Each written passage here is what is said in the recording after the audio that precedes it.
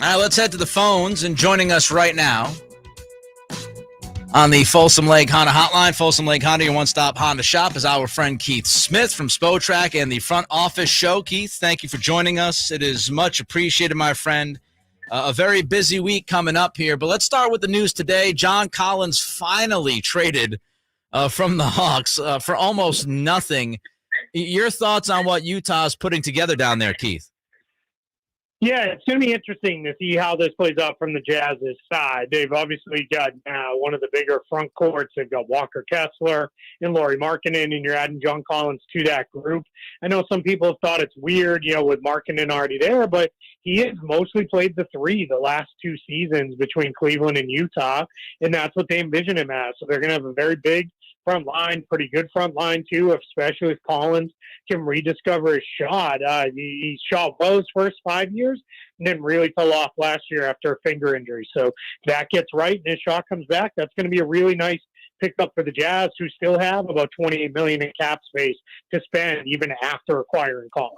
The Rashawn Holmes types of moves that we saw the Kings make on draft night, that's not unusual. We've been seeing that for a long time of teams trying to just dump salary and guys who aren't living up to those contracts. But this John Collins deal, along with Bradley Beal, the second deal in about a week where quality players are getting traded, and it seems like just to get the contract off the books. With this new CBA, are we going to see more and more of that, Keith? Yeah, we absolutely are. I mean, this is the new CBA in play in that second tax apron, which I like to call the super tax, coming in play. It's really going to hammer those most expensive teams because you're so limited if you're over that amount. This year, they gave everybody kind of the grace period. The intention was get your stuff in order, right?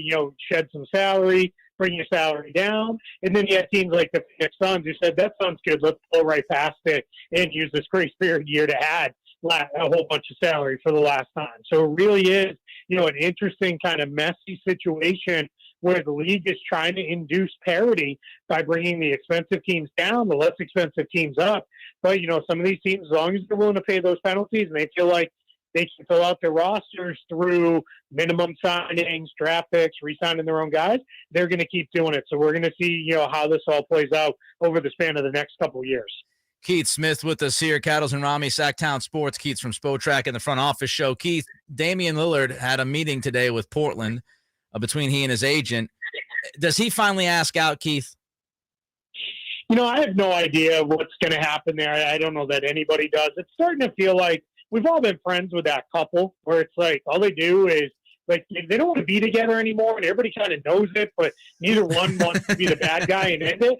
Right? That's what it feels like with Portland and Portland and Damian Lillard, rather. At this point, it feels like they're kind of in a spot where it's like, I don't want to be the one to ask out of this, and everybody will hate me. And it's like, well, no, I think we'd all rather we just move on and let this stop being a thing. So it's just, we're a decade into this. Hasn't really worked out. I think now would be the time if there's any.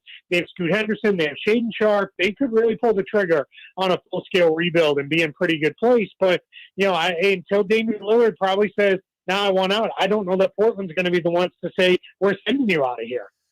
I saw in your article over at Spotrac.com the list of cap space teams, and Sacramento Kings smack dab in the middle with just over $35.5 million. But what separates them from all the teams around them, both above and below, is they're a playoff team, Keith. We're talking about the third seed in the Western Conference with $35.6 million.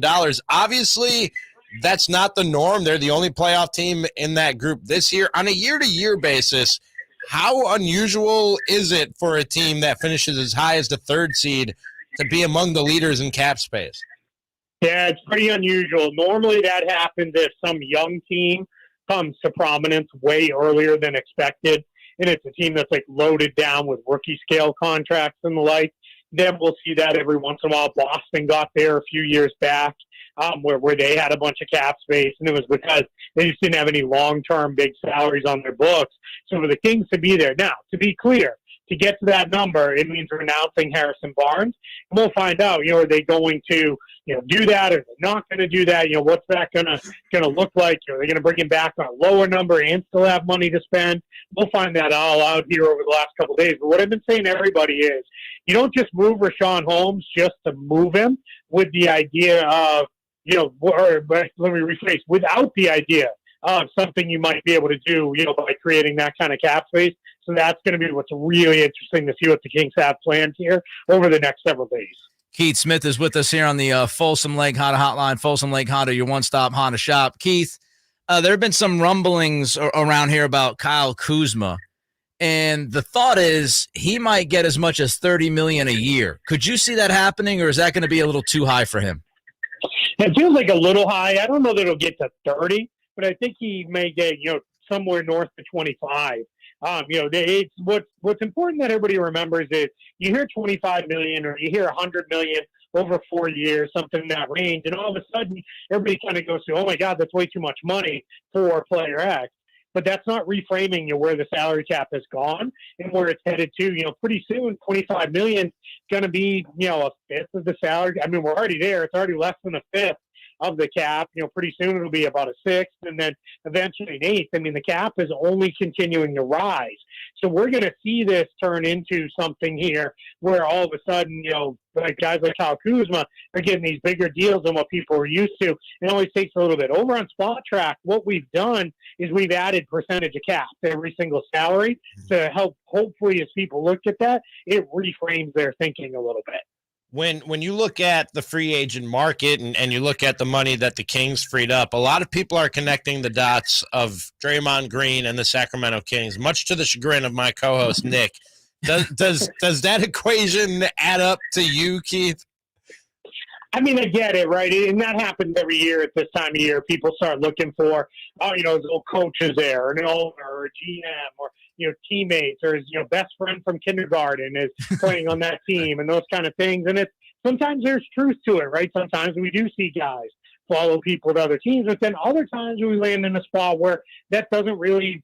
It's not really a thing, right? Where these guys are, kind of in a spot where it's like, hey, it's, better off where I am. I tend to think Draymond Green, he was always going to opt out because at the end of the day, he wants to add more years and guaranteed money to his contract.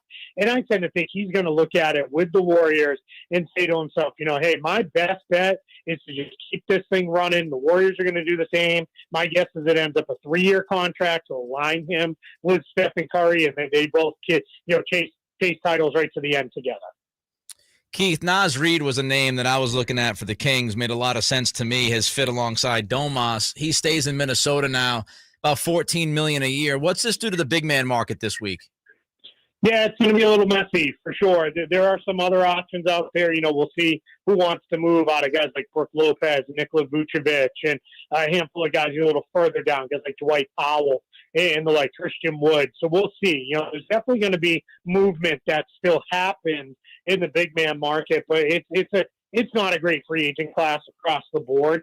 And there's been this sense around the league of unless you have a really good center or one that really fits a specific need for you. You need a stretch five, or you need a rim protector, ideally a combination of the two, or a rebounder, or whatever it is. You don't pay them. You just let that be a position where, we'll snag somebody at the minimum or just above, and we keep it moving. So we're going to see, how that comes together here. But it's not a bad center class, but it's not a great one either. How shaky is the situation in Philadelphia? And if they don't get it right this year, their relationship with Joel Embiid moving forward? Yeah, it's going to get super messy coming up here, because what's going to happen is I think you're going to see if they lose James Harden and the team takes a major step back and it doesn't seem like they have a great way out of it or something, I think what you're going to see happen is then Joel Embiid is going to start asking questions, and he'll be like, the next guy, much like, we've seen, several others. He'll be the next guy to kind of say, hey, maybe it's time for me to go somewhere else too. And he'll be approaching that decade period of time, with the Sixers and the like. So that's going to be really interesting to watch that play out too, because we generally tend to get to these points where stars are content to stay where they are as long as they're contending. But the minute the contention starts to go away, then they're ready to move on. His name is Keith Smith, Spotrac front office show as well on the Folsom Lake Honda Hotline. Keith, always great to have you on. It's going to be a very busy, fun week. Enjoy it, and we'll talk to you soon.